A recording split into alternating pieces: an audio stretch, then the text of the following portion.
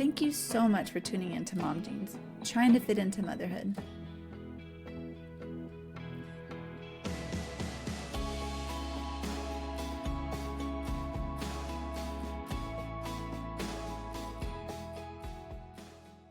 Jeans, the podcast. We are your hosts. I am Lisa, a girl mom of 2 girls. And I'm Danielle. I'm a stay-at-home mom and a military spouse. And a boy mom. And a boy mom. I'll remember it, I swear. That's too okay. many. Hey, yeah, it's Need a sticky note right here, right? That's a great idea. I love that. So today, basically, if you're just jumping back in, welcome, or new to the podcast, welcome. What our newest format is we're going through articles we find or Reddits we find. I'm going to start working on more articles and doing those and then going through those. But for today, I'm bringing a Reddit and the title of the Reddit is Gender Reveal Trauma. So buckle up, Danielle. My favorite part is the beginning of it. It says edit to add. For reference, sorry. People were calling her out for it not being real. They think she made up this story. So she posted a video of it being real without doxing herself so that people couldn't find where her house is and who she was. But yeah, I'm like, geez Louise, this was crazy. Anyway, okay. So let's jump into it. So, this is from, gosh, I am really struggling. This is from Short and Sweet 770, and it's in the pregnant subreddit, and it was posted 3 days ago. So really recent. Ooh. Yeah. So for reference, I have PCOS and endometriosis and one prior CP at 6 weeks. So I looked that up, and I believe that is an ectopic kind of pregnancy. I have to look that up. Okay. Yeah. I'm also diabetic and insulin dependent. I was told chances of kids are slim to none. Husband and I have had several failed letrozole and Clomid cycles. We conceived this baby naturally out of nowhere. I'm 13 weeks today and had our gender reveal yesterday. My relationship with my in-laws has always been rocky, as they were not thrilled my husband and I chose to elope, as he didn't want their input. They tend to rub their misery off on everyone around them. Well, this is their first and probably only grandchild, as his brother has special needs. This is also my parents' first grandchild. Mother-in-law has been calling this baby the boy name she chose since announcing the pregnancy, even after being told that wouldn't be their name, driving me bonkers. Well, it is a girl. My husband even wore his pink and wanted a girl. I was team boy simply because his side only has boys. I thought a girl would be special, but not likely. As soon as the balloon popped, my side, stacked with girls and women, still cheered and was overjoyed. Caught on camera, mother-in-law threw her hands up and had the most awful face, refusing to cheer or anything. My mom ran over to them in solidarity, trying to be cheerful, saying, "Aren't you so excited to have a little healthy grandbaby?" And mother-in-law dodges her hug, says, "No, absolutely not. I wanted a boy," and huffs away. She then turns to father-in-law and says the same thing, trying to hug him. This man says, "No, girls are evil. Can show you where it says it in the Bible." My poor sweet mom in her excitement was dumbfounded and just walked away. And we have all of this on film, so it cannot be denied. Husband is still questioning if he should let them be involved in the pregnancy, when I've told him me and my evil girl want to go no contact as we should. He even chose her middle name after his granny, his dad's mom, and they still were disgusted. I'm in shock. Every man in my life, uncles, dad, and brother, all had to leave before they blew up on him, and my entire side left with me immediately. Even most of husband's nice side, leaving him there alone with his parents to clean up. He did not realize what exactly happened until I showed him the video. I'm utterly devastated and now panicked about this baby's future and my future if my husband wants them around her, because I don't know what I'll do. Gender disappointment is real, but this was far beyond that. That is so sad. Oh my gosh. Like, I can't it's I you know, we've talked about this before, like, I am super duper lucky I have great in-laws. I know you have great in-laws, and I just can't even imagine No. having that situation. Like, and how do you tell your spouse, especially if he's somewhat close to the family, like, you can't see them anymore, you can't talk to them anymore, or like what would you do for your kids' sake, like for their that being their grandparents, like do you want to cut them, I don't Right. know. That's hard. I don't even know, like, where to begin with that. Right. Yeah. I don't know. I'd be like, "You I need to go to therapy and work on yourself before you can come back into my life after that." I do remember during COVID, I think I've told the story on the podcast before, but I had a friend who did a gender reveal over Zoom, and they had a boy, and they did the gender reveal on Zoom, and I can't remember if they popped a balloon or hit the golf ball or whatever they did, and it was blue, and you could see her face just drop, and she was Oh, so no. upset, and he cut off the Zoom like immediately. Like everybody was like, and I like texted another friend that was on it, and he was like, "Holy cow, did you just see that?" I was like, "Oh my gosh!" Like, if you wanted the opposite, sex that badly, why would you do that on a Zoom, Right. right? Yeah. Like maybe I record know. it and then show everybody the recording, so that if that happened, like, Yeah. I would just be happy, like, no matter what, and one, we have absolutely no control whether it's a boy or a girl. I'm trying to think because I just wanted to be right with, oh my yeah, reveal. That's why I was so over the top because if you know me, I'm competitive, and everyone was saying girl, and only the people that were like, "Oh, what did you pick?" And I said boy, like, "Okay, I'm gonna pick what you picked." And so I was just happy to be right, but I think had it been pink, I would have been just as excited just because yeah, it was fun. But I cannot imagine my parents or my in-laws just saying, "Ah, but I wanted this." yeah. And then to reference the Bible and say that women are evil, that is not facts at all. Like, I I don't know what Bible you're reading, but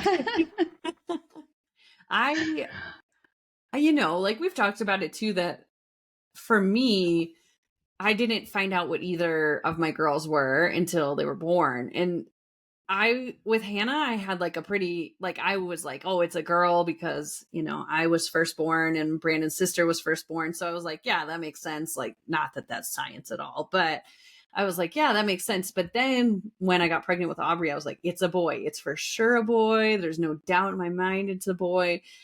But it was like fun to kind of go back and forth. And I was so afraid of Hannah having a sister because I hadn't had a sister, and I have three cousins who are girls. And they would, I mean, as all siblings do, they would fight. And I was like, oh man, that's so hard. And like, will they fight over clothes? Will they fight over boys? And I'm like, thinking about it now, I'm like, that's a great problem to have. Like, I think that's awesome. Like, yeah. not, fighting Yeah. over the boys thing, but to be able to borrow each other's clothes if that works out. I mean, this way, but Yeah. I will say I definitely had the the definite letdown in the beginning of like, man, I'm not going to have a boy, because we knew we only wanted two kids.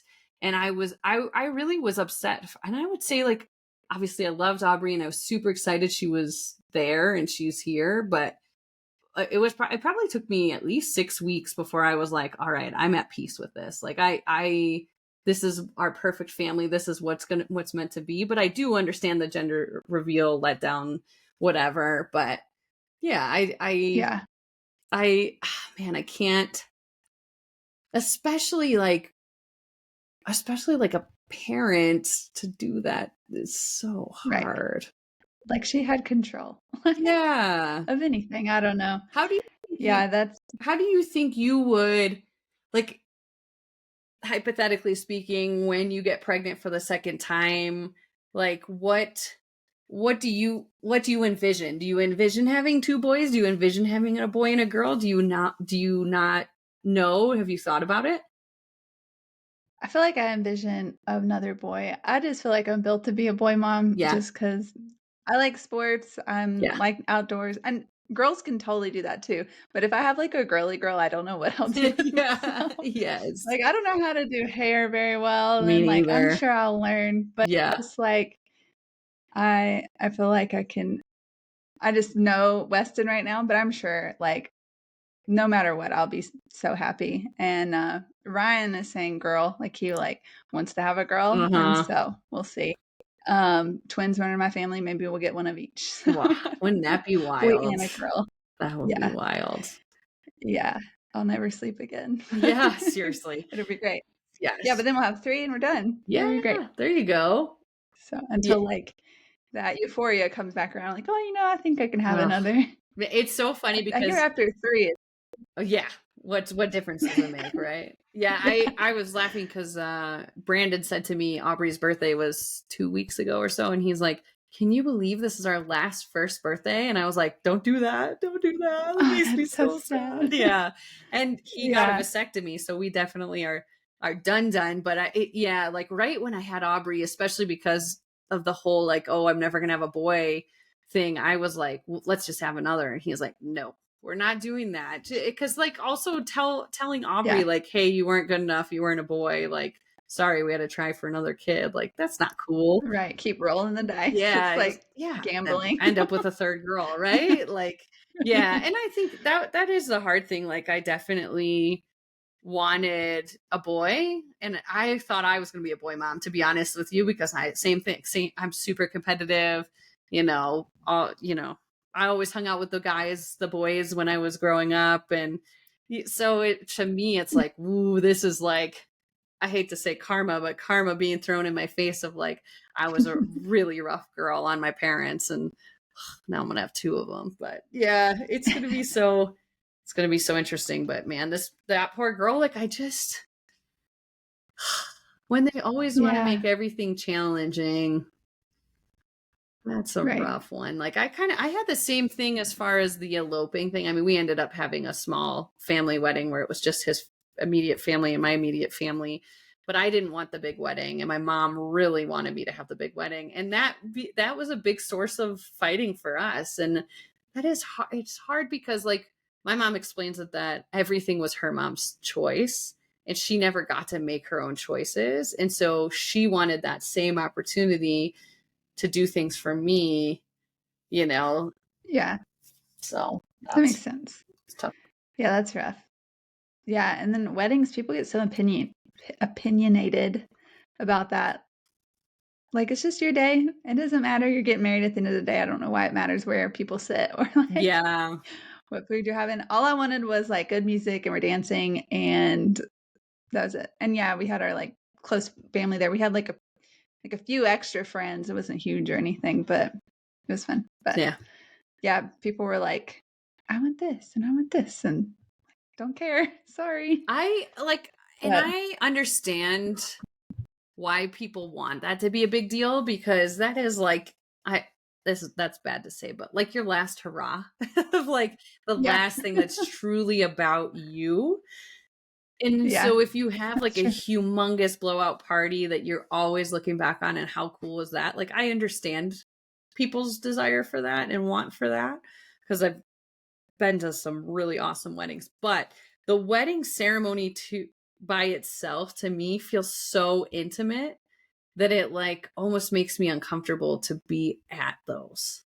Like Yeah. we were at, and I've even told her before, one of our groups of friends, and they were so personal in their vows, and I was like cringing because I was like, I feel like I'm intruding on this really personal moment, and I know they invited me, but I also am the person that gets really embarrassed by sports interviews, like after teams win and they're like cheering and like being obnoxious on film, and I'm like, turn it off, I'm so embarrassed, so it's like, yeah, just so, I mean, different feeling there for Yeah. sure. I feel like that's interesting because you like romantic books, and I feel Oh like some yeah. of them are cringe. And I'm like, Oh oh, yeah. people don't say this to each other, do they? Well, and sometimes I like Maybe. skim through those parts. Like I'm looking Okay. for like, the juicy stuff. So, Yeah. like, give me the plot Okay. lines, give me what's going on for sure. Yeah. Yeah.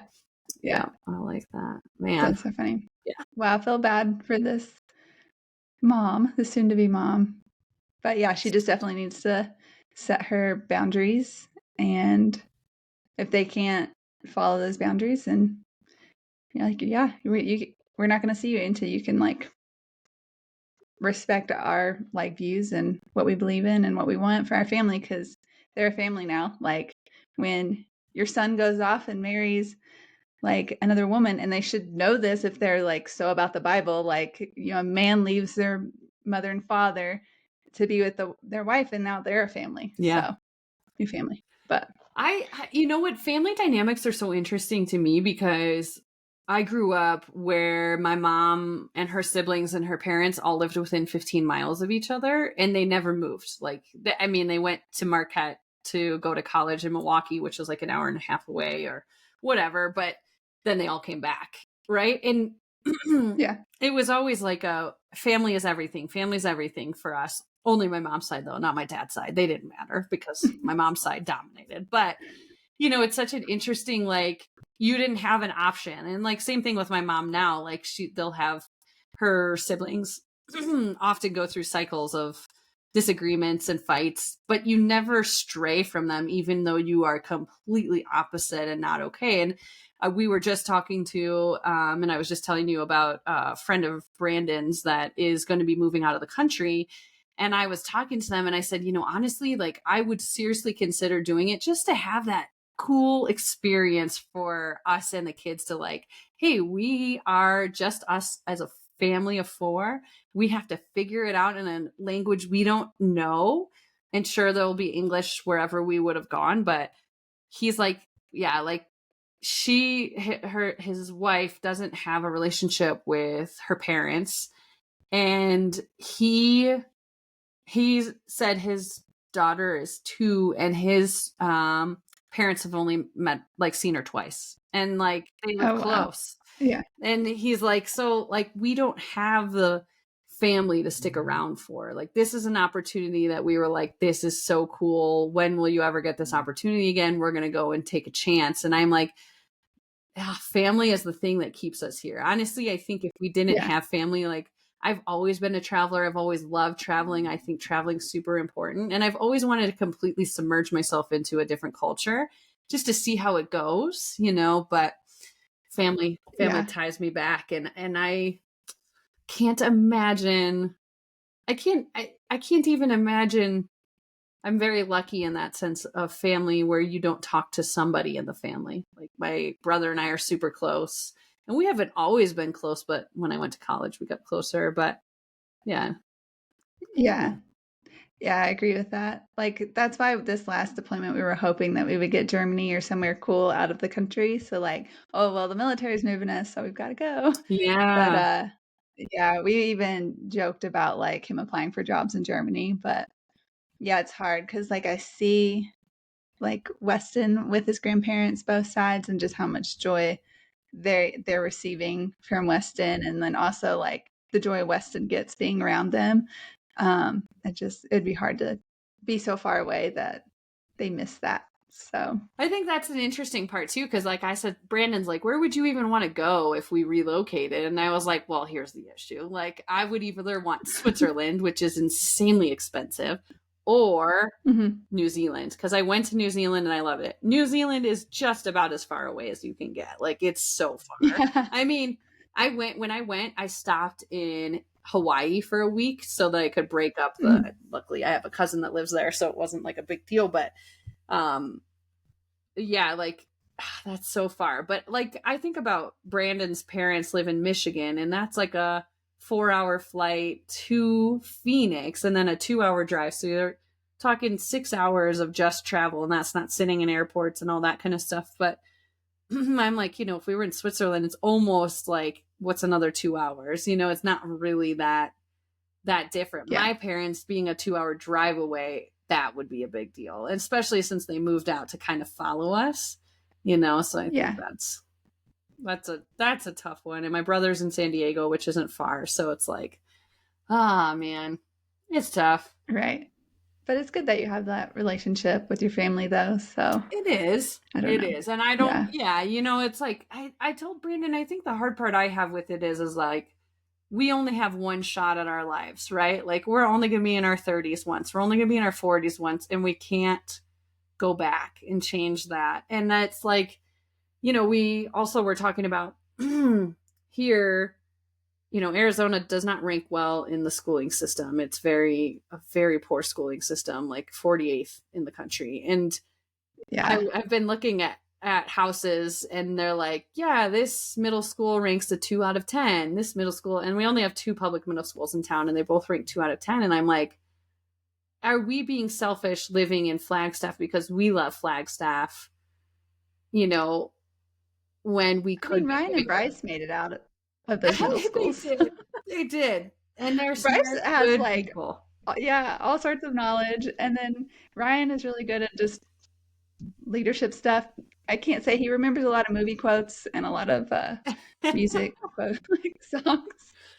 Yeah. But Bryce has like all of this random facts. I think he gets that from his dad, because if you've ever Craig has all the facts about everything. Funny.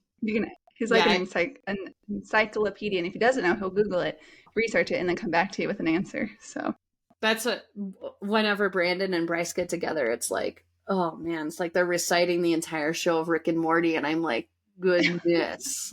And I remember when they first started doing that in front of me, and McCullough's like, just get used to it. They do it all the time, but at least he's talking to somebody other than me, because I don't care about Rick and Morty. I was like, yeah, same. Yeah. And every once in a while he'll do a quote, and then he'll look at me to see if I know what it's from, and I'm like, buddy, it's probably Rick and Morty. That's 60% of the time it's Rick and Morty, but yeah. Right. I know. And it's that's the hard part too. We have such a good community with them, with Bryce and McKella and some of the other people in town. It's like, oh man, when you have kids, it feels like every decision you make is such a big decision, especially for them. Yep. And I was talking to Michelle today, oh, I think I've settled on this elementary school. She's like, for good or bad, I'm not really sure, but man, you're obsessed with this and just the right decision, making the right decision about schooling. She's like, I told myself I wouldn't think about it for another 2 years. I'm like, well, unfortunately in Flagstaff, you have to get on all these wait lists. You have to lottery to get into these schools. And it doesn't feel like you can wait that long. And I know I'll be like, oh, I shouldn't have been thinking about this for so long, because it was going to work itself out. It always does, but it still feels big, I wonder if I went to a different school, how different my life would have turned out, not to say I don't like where I'm at, but you just don't know. Yeah. My Carroll County education, if you've noticed in my writing, I think I'm a little dyslexic though, but it didn't pan out well for me. I went to college and didn't know how to write an AP paper, but I took college English in high school, but we just didn't do anything in that class. Same with my science class. We watched Marty Python and animal porn.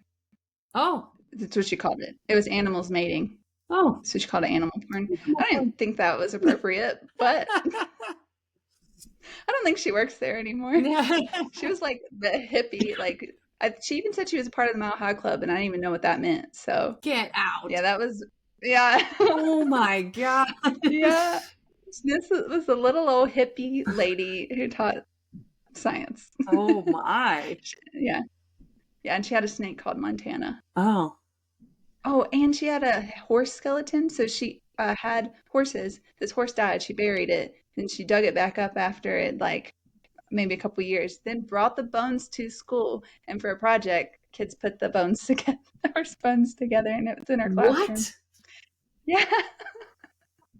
So let's talk about a redneck upbringing. Yeah, that was my high school. That's crazy. Yeah, people were getting. Yeah. That's crazy. In where I grew up, your school, you had to go to where you lived within your district, and you had to go where you lived. It wasn't like you had choices. Here you have choices. You can go anywhere you want, as long as you can get in. And my parents' property taxes were $11,000 a year, which is insane. For reference, where we live, they're $2,000 a year. That's a huge difference. And the reason is because those public schools were so good. We had a very strong public school. Not that I was good in school. I was very bad at school, but yeah, crazy. crazy. Anyway, like family dynamics are so difficult. They're so challenging because you don't choose them, and you marry into them sometimes too. It's really hard. Yeah, for sure. Yeah. But adventures are fun. I do agree. It's hard and it's nice to dream about it, but Yeah, and like family would make it work if they really wanted to, I think, but they would. I know money's an issue sometimes and that's what makes it hard. Yeah, I But think I yeah. I was just saying Ryan and I are, we're still in that decision of like where we're going to move and I know his parents like they've made it a point that we'll come whenever like you need us. They, Mm-hmm. they're pretty good about that. So I feel like wherever we'll go, they'll come and see Oh us yeah. and stuff. But it's a little bit harder with my parents because my dad's still working Hmm. and they're still just trying to pay some stuff off. So it's just like makes me sad. Like when we would talk about like moving to Phoenix, and then my mom's like, "We'll never see you," and I'm like, "Mom." Like, yes, we'll make a point to come see you guys, but you also have to make a point to come see us. And it's quality over quantity. But, we also have been talking about going back to the East Coast, but it won't be back in Virginia. It'd still be about anywhere I think we're thinking would be a 5 or plus hour drive to us. I think it's more manageable for them. Yeah. So I don't know. It's just, we just want to pick the best spot for Weston. And yes, school systems are, though I'm still thinking about homeschooling. So I'm like, just because of that reason, just because of like schools sometimes are good schools are hard to find. And then if I do send them to like a private school, I'm gonna like my job if I go back to work would just be to pay for him to like go to school. I'm like I could just be doing it myself. So yeah, Yeah, it's tough.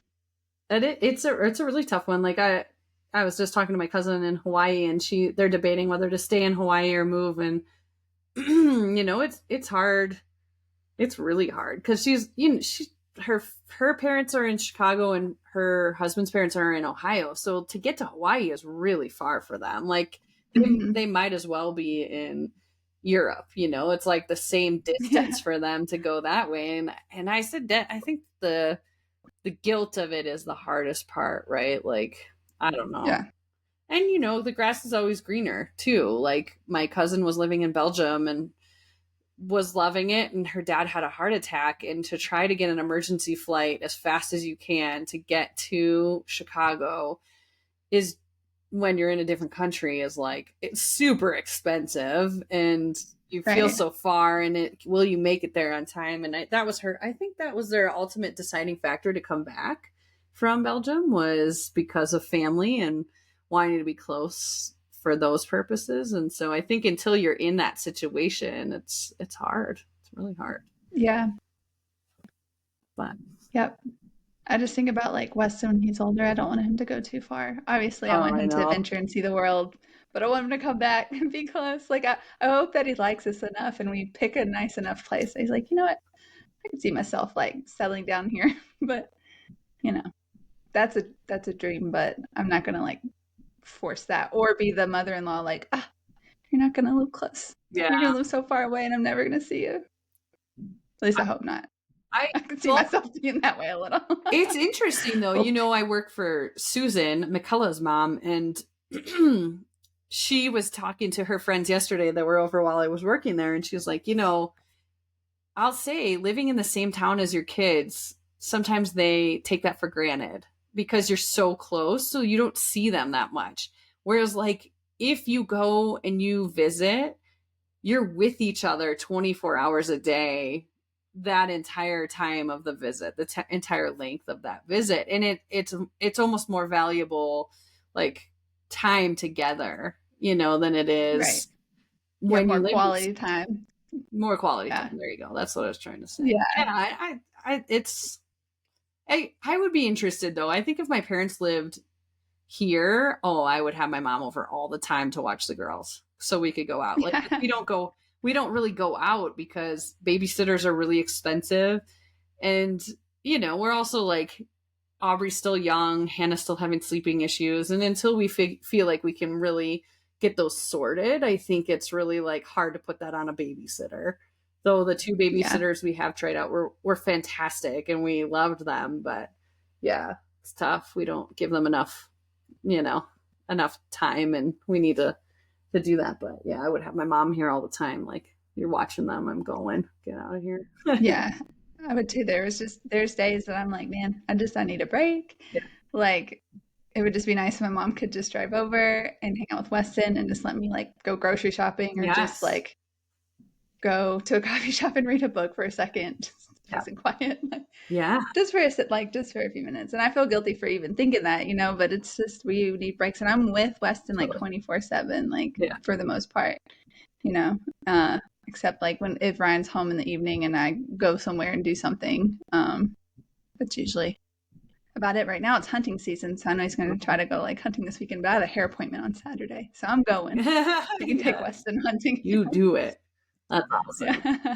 Yeah, isn't that crazy? It's like those like whatever videos on Instagram or TikTok or whatever that are like, the only peace and quiet I get is putting my kid in the car to my driver's side.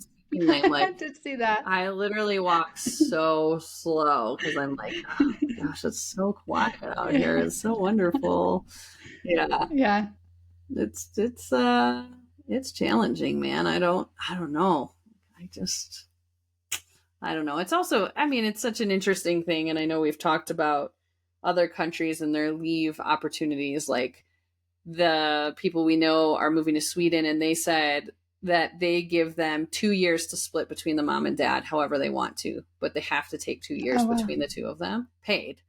Yeah, I was like, I would have 16 kids if that were the case. Like, I just getting paid but never have to go back to work, like, I don't, it's a different thing, it's a different way of life too, when they expect you to be with your kid. Right. Which is awesome. But also hard. Agree.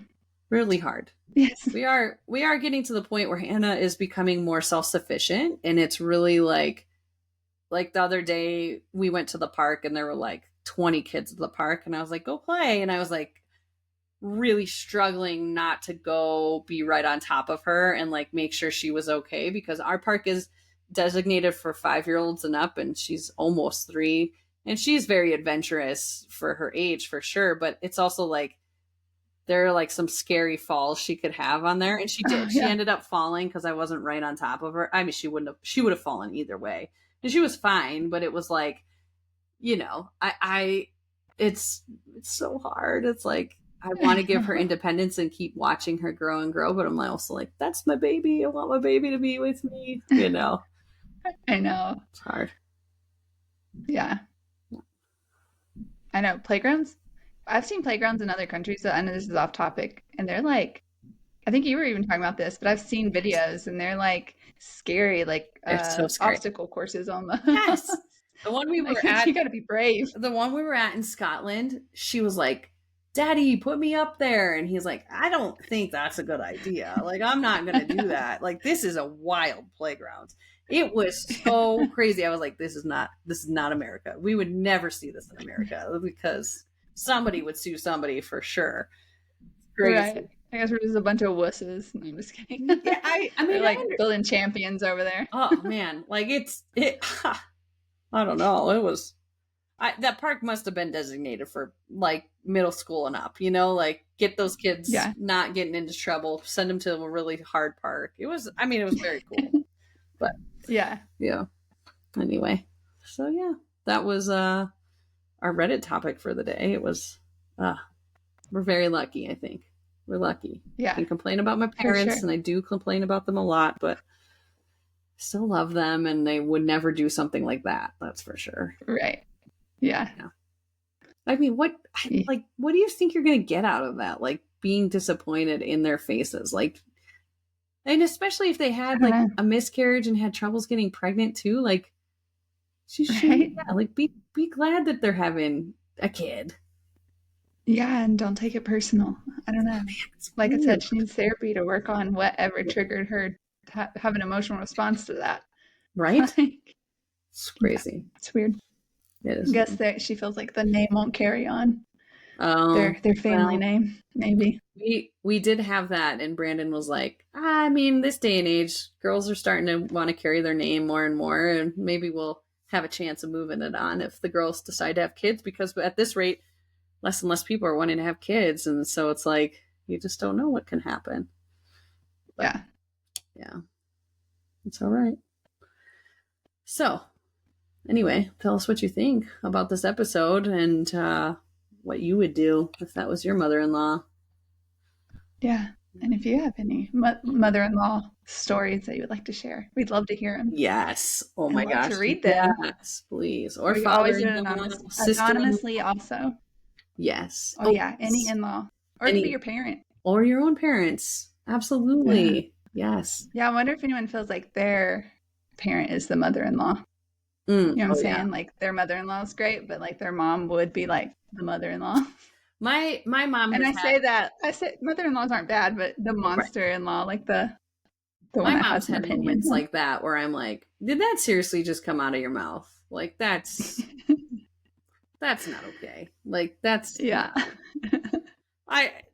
what are we doing here? Yeah. But maybe one of these days I'll share some good ones of those. We'll see. All right. Perfect. Well, thanks for listening. Yes. Until next time.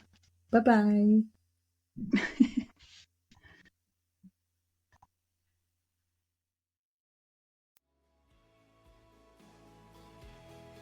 And that wraps up another episode of Mom Jeans, trying to fit into motherhood.